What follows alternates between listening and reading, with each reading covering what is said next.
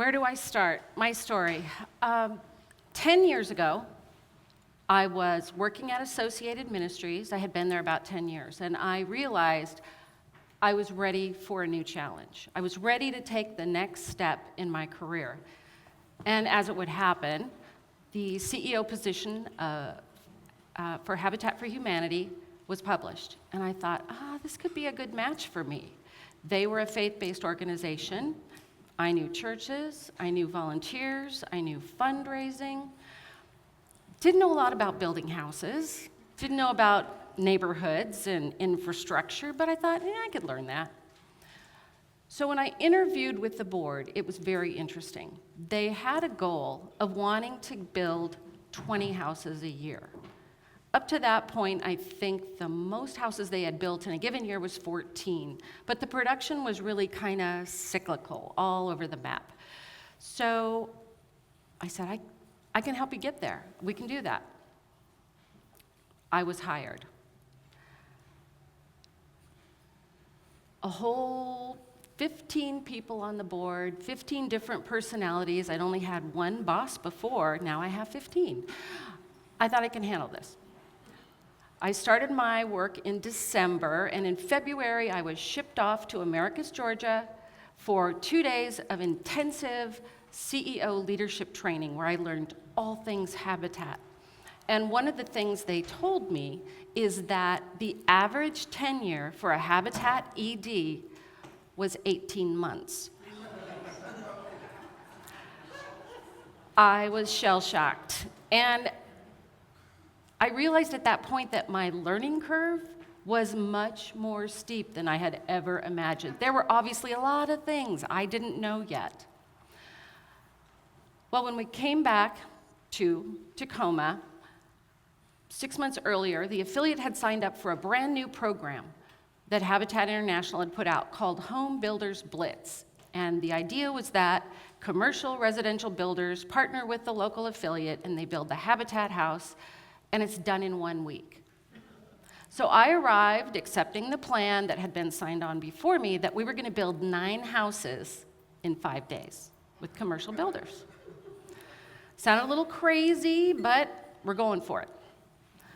So in June, a beautiful, sunny Monday morning, all the commercial builders arrive in their shiny trucks to foundations, and they start building with their crews. And by Friday, they get back in their shiny trucks and drive away, and we have 9 houses. It was mind-boggling. It was so amazing to watch. It was exciting. It's like they were sprouting out of the ground. And everybody was happy. And better yet, the exposure. We had every major news station filming us. We were on TV every night. We had a huge full-page spread in the News Tribune. And the result of that exposure is we had new donors. People were sending us checks saying, I didn't know you were here, I didn't know you did that. We had new volunteers. We had new corporations saying, we want to sponsor a house or we want to be part of a project. It was incredible, and we were all riding high. I was feeling pretty good. The board was reveling in all things Builders Blitz. Until about 6 weeks later, invoices for building products started to pour in. We did not expect this. Apparently, the staff person at Habitat wasn't particularly clear about who was paying for what with the commercial builders. So this is not good, right? And we're stuck. We're stuck. Those bills are coming in. And now, I don't know if you know what a punch list is, but after you build a house, there's always a few little things like touch up paint, fix the doorknob, little things to fix before the person moves in. Well, the punch list for the Builders Blitz was of biblical proportion. It was horrifying. And there were no commercial builders answering our phone calls because they had only committed a week. I mean, we're in a hot housing market, and they had work lined up like crazy. So they can't come back on any reasonable schedule to fix the issues. So how in the world are we going to tackle this? Well, luckily at Habitat, we have this crew of unique volunteers that we call the weekday regulars. And they are retired men and women that miss the camaraderie of a job site. And so they come to Habitat and volunteer with us and build 1 to 5 days a week.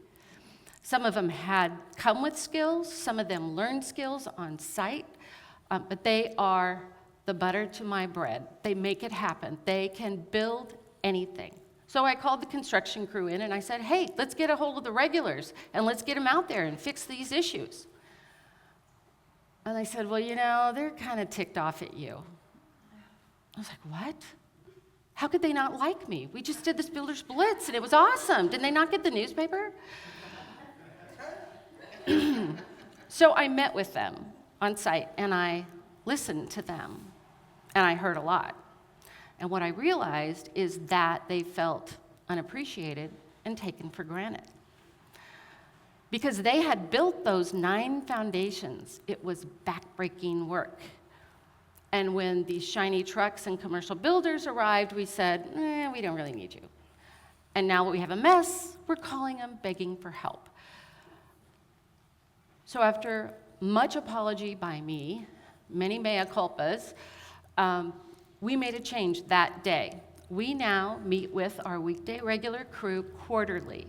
The beginning of the meeting is a big barbecue or party, lots of food and celebration, and the second half of the meeting is when we share the next quarter's construction schedule so that they are part of the plan. They are included and they have ownership. These are amazing volunteers, and I never wanted them to feel like they weren't loved and appreciated again. And as you all know, volunteers often become your best donors, so a double reason to love them up. And so here we had this rocky issue with these volunteers, and I thought, I think this is over, but no. I got an email from one of our crew on site, a paid employee, that said we had a badly behaving volunteer that I needed to get rid of, needed to fire him. The tricky part was that this particular cranky, cantankerous, nasty individual was the best friend of 2 of my board members.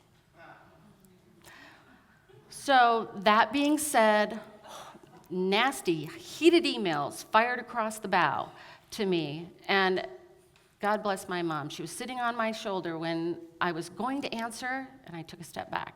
And I realized that your emails have a life of their own, and they live forever.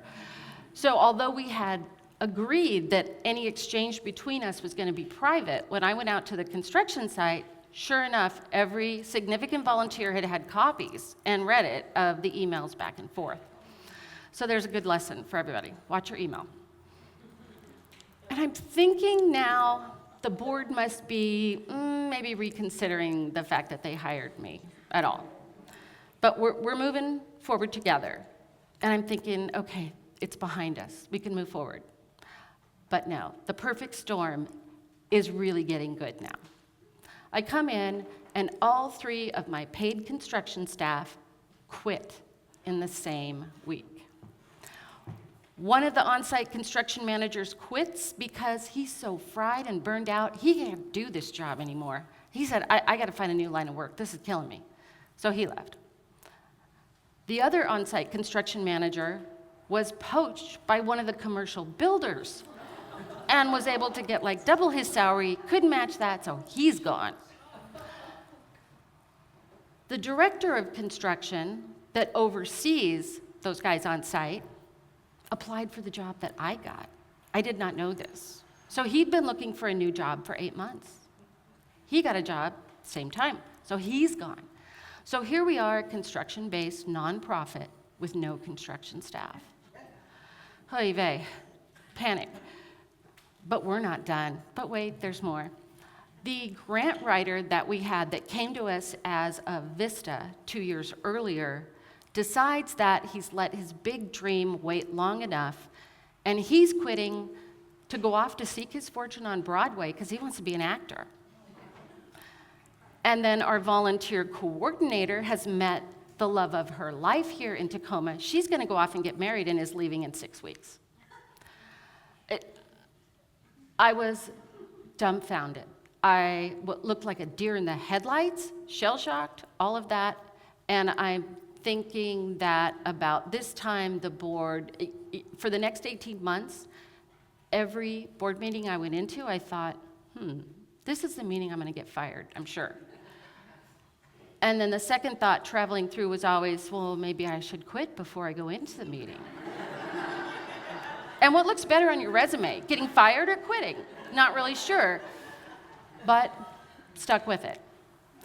And I have to say, it was the most high-pressure time, one of the most high-pressure times of my career. And fortunately for me, I had 2 different executive director CEO groups that I was part of that became my cone of silence. I could cry, I could scream, all of my soul could be poured out, and they were great support for me. There are 5 of us that we call ourselves the Fab 5 women, female executives that we meet together, and then there's another group that we call ourselves Fusion, and I know that we have all been tremendous support for each other. So here I've been in my new post less than a year, and 75% of the staff has quit. It is the worst thing that I could have imagined happening. But in retrospect, it was really the best thing that happened, because now I had the opportunity to hire my own team, which was great. I could hire the talent that we needed to be the organization we wanted to be, not the organization that we were. It was going to be a significant way to move us forward.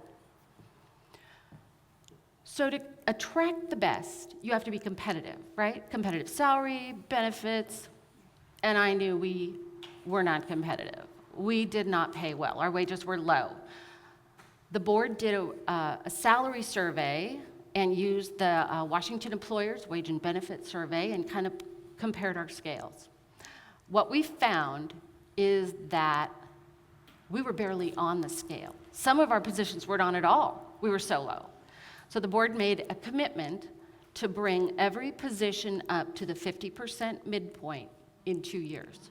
That was significant. And they also committed to a matching 403B retirement program. They knew that they needed staff that had talent and that would stay.